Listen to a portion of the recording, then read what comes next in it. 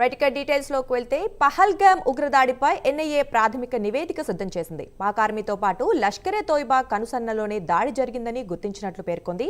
పహల్గామ్లో దాడికి పాల్పడిన ఇద్దరు ఉగ్రవాదులను గుర్తించిన ఎన్ఐఏ జీతాబ్ వ్యాలీలో స్థానికులు ఉగ్రవాదులకు షెల్టర్ ఇచ్చినట్లు పేర్కొంది. మూసా, తల్హాబాయి అనే ఇద్దరు ఉగ్రవాదులకు జీతాబ్ వ్యాలీ స్థానికులు ఆశ్రయం ఇచ్చారని ఒప్పుకున్నట్లు నివేదికలో వివరించారు. అలాగే జీతాబ్ వ్యాలీలోనే ఉగ్రవాదులు ఆయుధాలను దాచిపెట్టినట్లు వెల్లడించింది.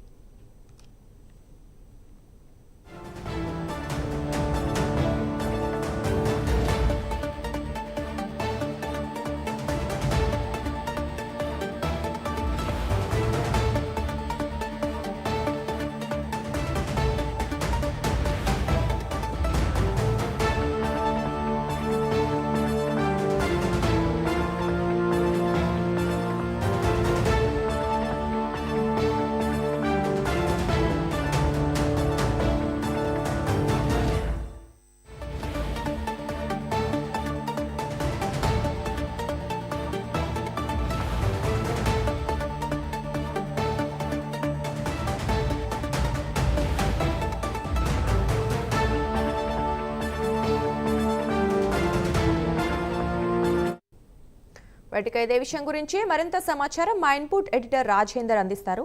రాజేందర్, చెప్పండి, పాక్ ఆర్మీతో పాటు లష్కరే తోయిబా ఇద్దరు కలిసి ఈ కుట్ర పన్నినట్లుగా కూడా ఎన్ఐఏ స్పష్టం చేస్తోంది. మరి దీనికి సంబంధించిన వివరాలేంటి? ఖచ్చితంగా దుర్గా, ఏదైతే గత నెల 22వ తేదీన పహల్గామ్లో ఉగ్రదాడి జరిగిన తర్వాత దీంట్లో 26 మంది పర్యాటకులు దాడిలో ఉగ్రదాడిలో మృతి చెందిన విషయం తెలిసిన నేపథ్యంలో భారతదేశ ప్రభుత్వం కూడా దీన్ని చాలా సీరియస్గా తీసుకుంది. అయితే ఈ ఉగ్రదాడి వెనక ఎవరు ఉన్నారు, ఎవరు హస్తం ఉందనే అంశంలో ఇప్పటికే దర్యాప్తు ప్రారంభించింది. దీనికి దర్యాప్తు కూడా సమగ్రంగా ఉండాలనే లక్ష్యంతోనే ఎన్ఐఏకు అప్పగించింది. అయితే ఎన్ఐఏ అధికారులు గత కొద్ది రోజులుగా కాశ్మీర్లోనే ఏదైతే పహల్గామ్ దాడి జరిగిందో ఆ ప్రాంతాలు మొత్తం కూడా క్షుణ్ణంగా పరిశీలించిన తర్వాత ఈ దాడి జరిగిన ఆనవాళ్ళు, దాడి ఎక్కడికి జరిగింది, ఎవరు చేశారు, వీరికి సంబంధించి స్థానికులు ఎవరెవరు సహకరించారు అన్ని అంశాల మీద ఇప్పటికే దృష్టి సారించింది. మరోవైపు కేంద్ర ప్రభుత్వం కూడా పాకిస్తాన్పై తీసుకోవాల్సిన చర్యలు, ఎవరికి ఏదైతే ఉగ్రదాడిని ప్రోత్సహించిందో 26 మందిని ఉగ్రవాదుల చేతిలో పొట్టను పెట్టుకునే నేపథ్యంలో దానికి తగిన బుద్ధి చెప్పే విధంగానే కేంద్ర ప్రభుత్వం అడుగులు వేసింది. ఇప్పటికే రక్షణ శాఖ అధికారులతో పాటు ఇతరత్ర అన్ని చర్యలు కూడా ఇప్పటికే ఆ దిశగా కేంద్ర ప్రభుత్వం చర్యలు తీసుకుంటుంది. ఇక పహల్గామ్ దాడిలో పాల్పడిన ఉగ్రవాదులను ఇప్పటికే ఏదైతే ముమ్మర దర్యాప్తు చేస్తుందో ఎన్ఐఏ అధికారులు ఇద్దరు ఉగ్రవాదులు దీంట్లో కీలకంగా పాల్గొన్నట్లు గుర్తించారు. వారి కోసం చుట్టుపక్కల ప్రాంతాల్లో, పహల్గామ్ చుట్టుపక్కల ప్రాంతాల్లో ముమ్మర వేట కొనసాగిస్తూనే మరోవైపు ఇంకా ఎవరెవరు హస్తాలు అనే అంశం మీద ఆ దృష్టిలో దర్యాప్తు చేయబడుతున్నారు. అయితే దీంట్లో ప్రధానంగా పాకిస్తాన్ దేశంతో పాటు ఆర్మీతో పాటు లష్కరే తోయిబా సంబంధించిన ఉగ్రవాదులు కూడా వీరి హస్తంతోనే ఈ ఉగ్రదాడి జరిగిందని ఇప్పటికే ప్రాథమికంగా నిర్ధారించుకున్నటువంటి ఎన్ఐఏ అధికారులు ఒక ప్రాథమిక నివేదికను ఇప్పటికీ ఇచ్చినట్టు కూడా మనకు తెలుస్తుంది. దీంట్లో జీతాబ్ వ్యాలీ ప్రధానంగా ఈ ఉగ్రవాదులకు అడ్డగా మారింది. ఇక్కడి నుంచే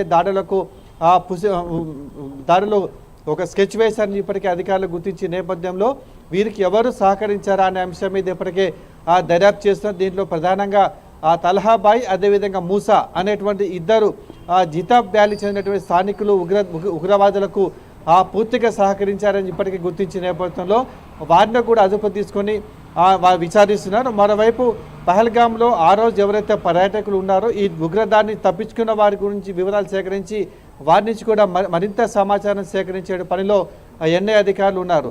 అయితే దాడికి సంబంధించి పహల్గామ్ దాడికి సంబంధించి ఉగ్రవాదులు ఎవరెవరు పాల్గొనే అంశం మీద దర్యాప్తులో పురోగతి ఉన్న నేపథ్యంలో ప్రాథమికంగా ఒక నివేదిక సిద్ధం చేసినట్టు కూడా మనకు తెలుస్తుంది.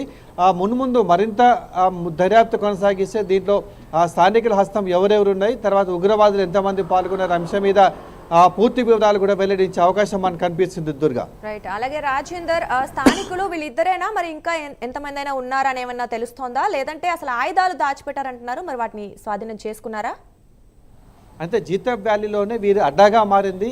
వీరికి సంబంధించిన ఆయుధాలు మొత్తం కూడా అక్కడే డంప్ చేసుకుని అక్కడి నుంచే వినియోగించాలని చెప్పేసి కూడా ఇప్పటికే ఎన్ఐఏ అధికారులు గుర్తించిన నేపథ్యంలో ఆ కోణంలో ఇంకా ముమ్మరంగా విచారణ చేపడుతున్నారు. అయితే ఇద్దరు స్థానికులు వీరికి సహకరించారంటే ఇప్పటికీ గుర్తించిన నేపథ్యంలో వీరితో పాటు మరింత మంది వీరికి సహకరించారు.